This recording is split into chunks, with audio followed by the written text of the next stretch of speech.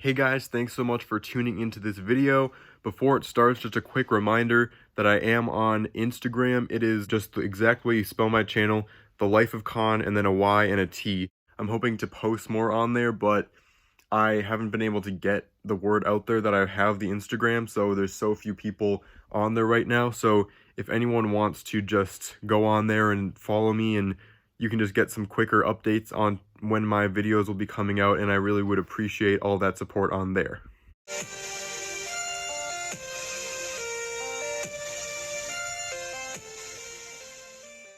Hey guys, and welcome back to Life of Con, and today I'm really excited to do this video, which is the NFL Wildcard Weekend's predictions. These matchups are going to be pretty good. There's going to be some potential upsets, some really exciting moments, especially in the NFC. Anyone could really take home the Super Bowl. Yeah, we're going to start off with all four of the matchups from Wildcard Weekend. These are going to be some really good games, some games that could really go either way based on the way you think about it. So I'm going to start off with a game between two teams that have been pretty inconsistent throughout different kinds of games, and that's the Bills and the Texans. The Bills, obviously the 5th seed, the Texans being the 4th seed, and I think this is going to be a really interesting matchup between offense and defense. You've got the Bills, who are playing some really great defense. Josh Allen has been struggling, not the same way he's struggled in the past, in his past seasons, but because he's definitely taken a huge step forward this season, but he definitely has been trending downward since he did as well as he did at the very beginning of the season. And this offensive inconsistency might really cause problems for them in a potential playoff run, because your defense can really get you far, and you hear that old saying of defense wins championships, but the thing is, it's becoming less and less like that. Obviously, you need a defense, a good defense, to win a Super Bowl, but an amazing defense isn't necessarily going to get the job done for you. It just has been trending that way, where good offenses have been winning the Super Bowl, and just good enough defenses have been, shutting down the other team enough. That being said, we also have a lot of inconsistency on the Texans side of the ball too, and I don't know, the Texans have just been a very inconsistent team all year. They got blown out by the Broncos, but then they earlier in the season beat the Patriots, at home. And a lot of people have been saying that it's a big case of whether or not Will Fuller is in the game, and that's definitely a good point. That's a good, addition to that argument, where the Texans have been doing good with Will Fuller, and then without him, they seem to be falling apart. But it's not just that, it's an overlying issue of Deshaun Watson is a great quarterback. He's a tremendous quarterback, but he doesn't always show up, and he's always efficient, but those big plays are what fuel this team, especially when you have DeAndre Hopkins, the best wide receiver, or one of the two best wide receivers in the game right now, behind Michael Thomas. When you have him on your team, you need to get him those big plays, and I feel like Deshaun Watson does that most of the time, but it's really a toss of the coin here as to which team wins, because of the fact that we've seen the best of each of these teams, and we've seen the worst of these teams. And that's obviously the case with every team, but in the case of these two teams, we've seen their best a whole 50% of the time, and then we've seen their worst a whole 50% of the time. It's not been middle of the road ever. I feel like we've seen just their best football one week and then their worst football the next. I think the only way to judge who wins here is judging who has played the bigger game this year, who has won the bigger game this year, and that's why I'm going with the Texans to win this game. I feel like the Texans are more battle-tested. They beat the Patriots, and you can say what you want about the Patriots struggling now and not being, that good anymore, but still, the Texans beat the Patriots when they were looking like they were still in that elite position, and Deshaun Watson really put on a show in that game against a Patriots defense that was very good at that point, and they're still very good, but they were at an elite point in that point of the season, and Deshaun Watson really tore them up. So I think that Deshaun Watson, despite all the inconsistency of this team sometimes, I feel like the Texans can get it done this week. And obviously, it's going to be a bigger question as to whether or not they can beat, the Chiefs or the Ravens, depending on who they are up against. But I say the Texans win this game. I'm going to go with the home team here. That's another thing. Home field advantage is huge.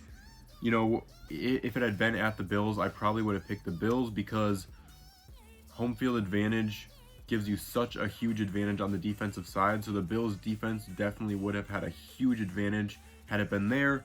But because it's a home game for the Texans, I have to go with them. I'm going to make this a pretty close game because of the Bills defense. I'm going to say that Deshaun Watson gets limited a little bit more than he normally would. And I say the Texans win this game 20-17, something around that area. And now the other AFC game, which is going to be very interesting. We have the 9-7 Titans, who barely held on for the wild card, and we have them facing the New England Patriots. Obviously, the Patriots hosting that game at the 3rd seed, and this is obviously such a huge story, a huge speculation as to, is Tom Brady washed up? Is he not an elite quarterback anymore? Is the Patriots dynasty finally over?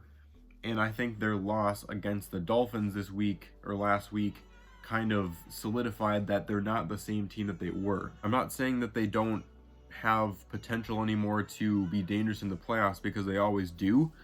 It's just a case of, it's not looking like they're the same team that they were, just coming into the game with that swagger of just, we know what we're going to do.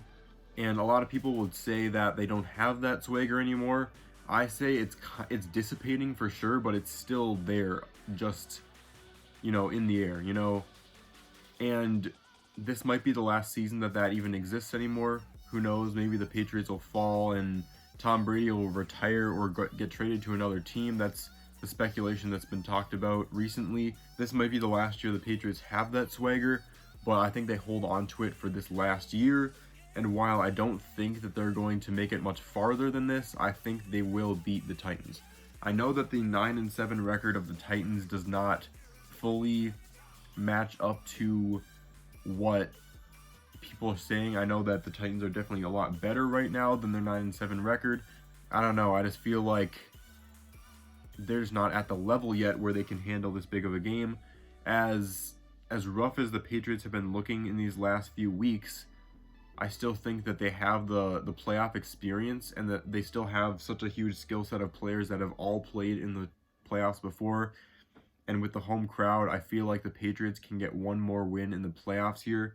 So I'm going to go with the Patriots. I'm not saying that the Titans can't win this game, and I would not be surprised at all if the Titans came up with the upset, because that's what a lot of people are predicting right now. But I just think that Tom Brady's got to have at least one more playoff victory in him, and I think this has got to be it. So I'm going to go with the Patriots. I'm going to say it's something around the ballpark of 24-20, and there's just one more win for the Patriots. I think, again, the dynasty is dissipating. It's going to be gone pretty soon, and Tom Brady's run is pretty much over, but just the swagger of this team for one more year is going to carry them to at least one more round. And now, guys, for the game that I wish I didn't have to predict. You see me as a huge Minnesota sports fan here. I'm a big Twins fan. Vikings and Wild. The Vikings are my favorite team, and I will root my butt off for them every single year. I will be rooting my heart out for them this weekend against the Saints, but they are traveling to a 13-3 team that very well could be the #1 seed right now. The Vikings are 10-6 technically, even though they could have an 11-5 record because they just sat their starters in the last game, so that's not really reflective of their season. But this is a game that I feel like could really be interesting, but I think it's a pretty easy prediction from an analytical perspective, and I think the Saints are just too good a team to pick against them. I'm not saying that they're too good of a team for the Vikings to beat, because definitely it is possible, and I'll explain it really fast, but from an analytical perspective, you just can't pick against the Saints in this game. But let me explain why the Vikings have a shot. This is a year where any team in the playoffs right now, in the NFC side anyway, any team on the NFC side of the playoffs could win the Super Bowl. And every single one of those games that we lost, besides the Packers game in Week 16, every single one of those away games against good playoff teams were all decided by less than 7. So it's not a matter of we just can't compete against these teams, it's just that we can't get the fight finished. We can't finish off a game against a good team, and that's our problem. So I feel like people are kind of counting the Vikings out and just saying, oh, they're not gonna be ever in this game. They're just looking at a record, and they're not looking at how close all those games were. That being said, Michael Thomas is going to be a big problem, as he has been all year. The Vikings need to limit him if they're going to win this game. And I say limit because it is virtually impossible to completely shut him down. If Xavier Rhodes goes against him, I'm really concerned about that, because Xavier Rhodes has been getting burned all year long. The defense has to step up and be the team, or at least be the defensive squad that it was expected to be at the beginning of the season. Drew Brees is still Drew Brees. He is one of the best veteran quarterbacks in the game. He's so smart. He knows exactly what to do, and he's going to get the ball to Michael Thomas all game long. We need to at least limit Michael Thomas's production in this game if we're going to have a chance. And then it comes down to taking advantage of every single opportunity we can. The Vikings could have been up 24-9 in that game against the Packers at halftime, but instead it was 10-9. They had 3-4 takeaways in the first half, and they got maybe 6. I think they got 6 points out of all of them, and that's just not something you can do. If the Saints make any mistake, the Vikings need to just pounce on it and take full advantage of it, and that's going to be the difference, I think. If the Saints make any errors, any false moves, any mistakes, any big penalties, the Vikings need to take action. They need to make good on those mistakes. They need to cash in those mistakes for touchdowns, not field goals, touchdowns. If you look at the talent of this team, they could win the Super Bowl just as well as any other team. That being said, my prediction has to be the Saints winning this game. I'm going to say it's about 28-20. I don't know. I feel like the Saints are just too good of a team to pick against. But like I said before, I can't pick against them, but I wouldn't be surprised if the Vikings can pull off this upset. Finally, we have the Eagles hosting the Seahawks, and this is going to be a little more of a close game than people thought. I feel like people were expecting, whoever gets 5th seed is going to just beat up on the Eagles, or at that point, people thought it might be the Cowboys too, but the Seahawks are coming off of a very bitter defeat of the 49ers. They put everything they had into trying to win that game, and I feel like that level of physicality and everything that came with it that the Seahawks used to play against such a heavyweight team in the 49ers might cause trouble for them. And Marshawn Lynch broke out for a couple big runs, and he got that big touchdown run earlier in the game, but he didn't really light up the night as far as the Seahawks running game goes, and he's just not the running back he was back when he was with the Seahawks originally. But the Seahawks are really struggling in their running game for the most part, and I feel like that is a big struggle for them. That's a big thing they have to make good on if they're going to make a big playoff run. That being said, I do think they are going to take care of business against the Eagles. Carson Wentz, he's a good quarterback, and he did a great job doing what he could with just practice squad wide receivers. Every single week it felt like one of his wide receivers was hurt at least. Carson Wentz never really had his full team available to him, and that's a huge burden on a quarterback that I don't think a lot of people took that as, Carson Wentz just isn't a good quarterback, but he really had to make do with nothing. And the home field advantage for the Eagles might be a bigger story than people think it will be. I feel like there's a good chance that the Eagles could cash in on that home field advantage, but at the same time, I think that Russell Wilson is just too good of a quarterback to lose a game against a 9-7 team. He just will get the job done regardless of what running game he's got. He's dealt with a rough offensive line, a struggling offensive line all year, and it hasn't fazed him. He's been so elusive out of the pocket. He's just been making opportunities left and right, and I feel like that level of quarterback play against a 9-7 team, it doesn't matter where it is, it doesn't matter who it's against. A 9-7 team will not be able to fare well against a quarterback like Russell Wilson, just like you'd say with Lamar Jackson. And so I got to pick the Seahawks. I'm going to say this is a 20-10 game.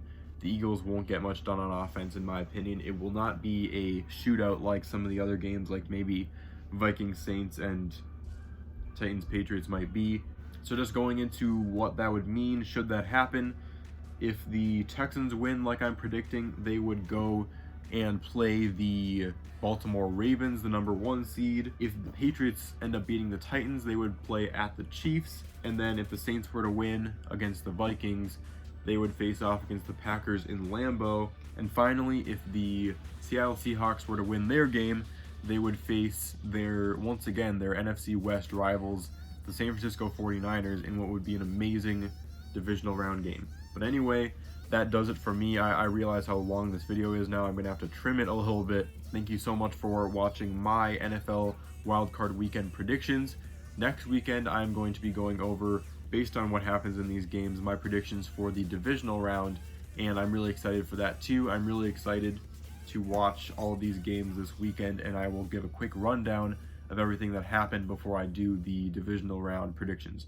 If you like my channel, if you like this kind of content, I do sports videos a lot, but I also do a whole lot of reaction videos to trailers and music and just etc. And I also like doing a lot of challenges. I like talking about all sorts of things. So if you like anything that I do on this channel, I would recommend checking it out and seeing what piques your interest. If you like it, I would recommend subscribing. Also, please make sure you turn on post notifications so that if there's one section of stuff that I do on this channel that you like more than anything else, you can turn on post notifications and know specifically when those kinds of videos are coming out. Thank you guys again, and I will see you on the flip side.